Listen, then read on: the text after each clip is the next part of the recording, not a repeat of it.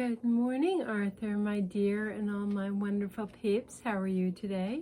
It's an overcast day, but it's still kind of warm out, so that's a good thing. I have another Curious George book. It's Curious George Visits a Zoo. I wonder what kind of trouble he'll get into today. George, said the man, how would you like to see a real elephant? Let's go to the zoo.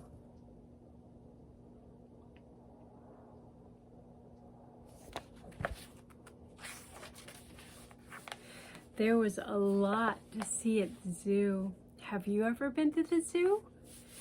There were giraffes with their necks so long they seemed to reach to the sky.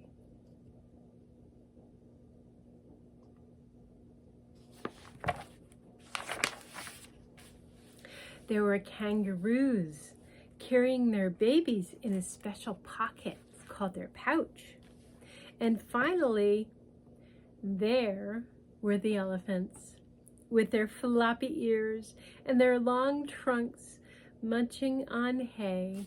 It was lunchtime.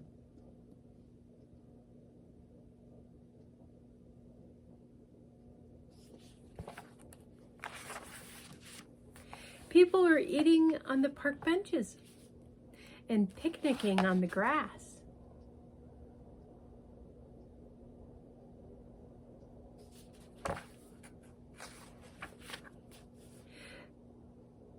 I am going to find out what time they feed the lions, said the man with the yellow hat. Wait here, George, and don't get into trouble. While George was waiting, he saw a zookeeper with a pail of bananas for the monkeys.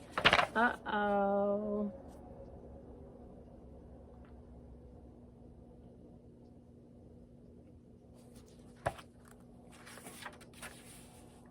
The keeper put the pail down to get a drink at the water fountain. George was hungry. He grabbed the pail and ran away with it. Oh no!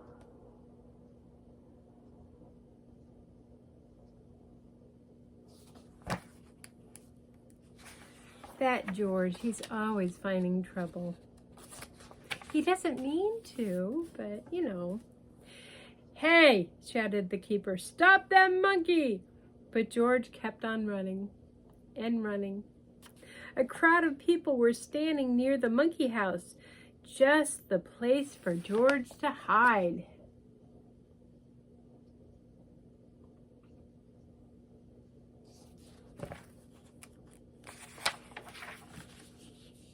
Standing by the cage was a little boy holding a red balloon with a long string. Suddenly, one of the monkeys reached out and snatched the string from the boy's hand.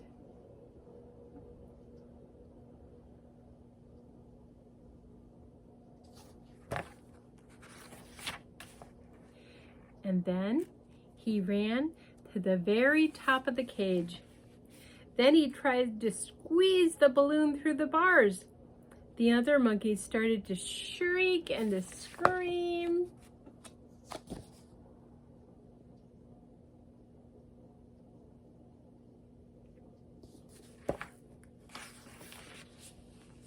The little boy was crying. He wanted his balloon back.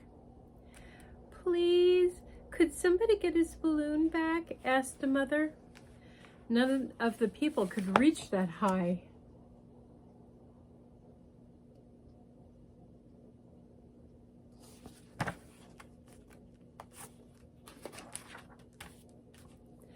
But George knew what to do.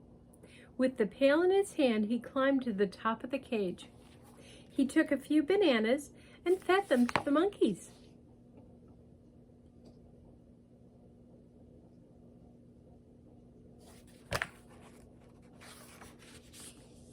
While the monkeys were eating, George snatched the balloon and swung down from the cage.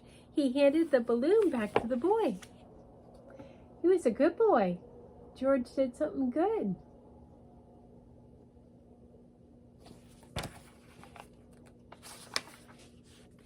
Everybody clapped and clapped.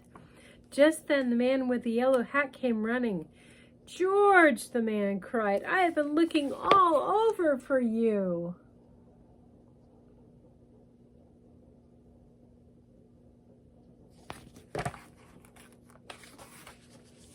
Please don't be angry with him, said the mother. He saved my son's balloon. George should not have taken my pail, said the keeper, but he did feed the monkeys. And now it's time to feed ourselves, George, said the man.